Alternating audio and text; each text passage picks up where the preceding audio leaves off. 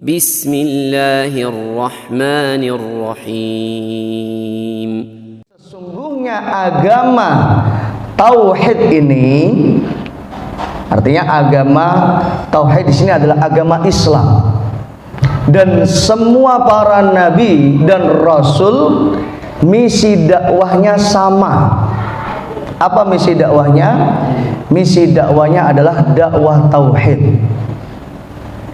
Dakwah tauhid adalah dakwah mengajak kepada manusia menjadikan Allah Subhanahu wa taala wahidul ahad, satu-satunya yang disembah.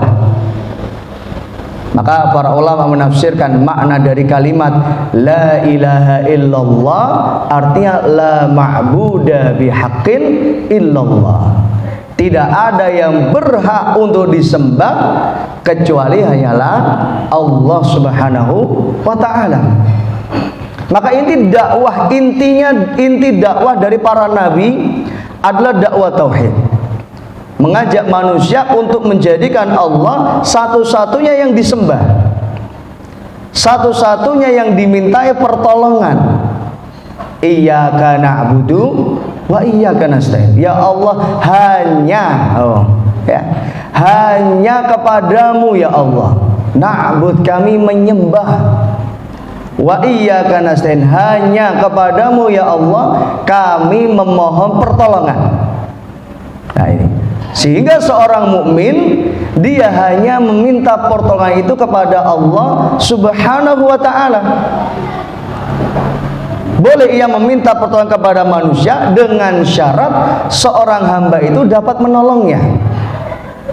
Karena yang dinamakan dengan syirik apabila seorang hamba meminta pertolongan kepada seorang hamba, kepada manusia, di mana manusia itu tidak dapat memberikan pertolongan tersebut. Contohnya adalah minta rizki.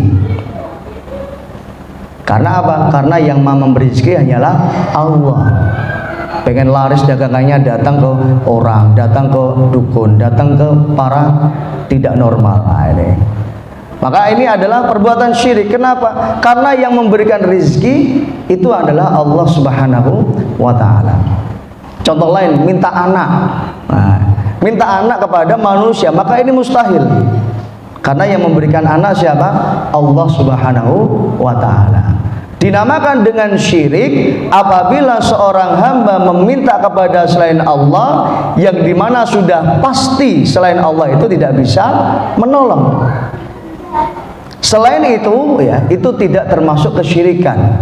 Misal kita butuh pertolongan apa, misal motor rusak, minta tolong kepada tetangga atau kepada bengkel untuk dibenahi, ya, itu dibetulkan. Maka ini bukan termasuk kesyirikan. Kenapa? Karena seorang hamba ini bisa melakukan sesuatu yang diminta. Bisa melakukan sesuatu yang diminta.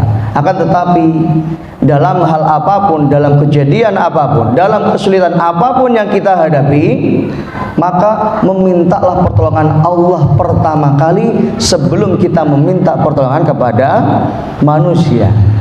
Saya sering menyampaikan, ketika kita mendapatkan musibah, mendapatkan kesulitan, masalah apapun, yang kita kontak pertama kali siapa? Allah Subhanahu wa ta'ala. Baru setelah itu kita minta tolong kepada manusia. Allah lah yang akan gerakkan hati manusia itu untuk memberikan pertolongan kepada kita. Karena kalau Allah Subhanahu wa ta'ala tidak gerakkan hati orang ini untuk menolong kita, maka itu nggak akan terjadi. Orang nggak akan bisa nolong kita. Sehebat apapun orang yang kita mintai, mau dia presiden, mau dia menteri, mau dia anggota dewan, mau dia kepala daerah, mau dia camat, mau dia kepala desa dan lain sebagainya.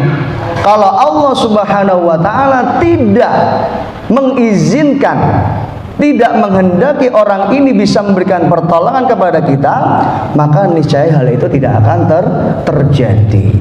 Maka kontaklah Allah, hubungi Allah terlebih dahulu, baru kemudian kita meminta tolong kepada manusia, sehingga hanya Allah lah yang dapat gerakkan hati manusia untuk bisa menolong kita.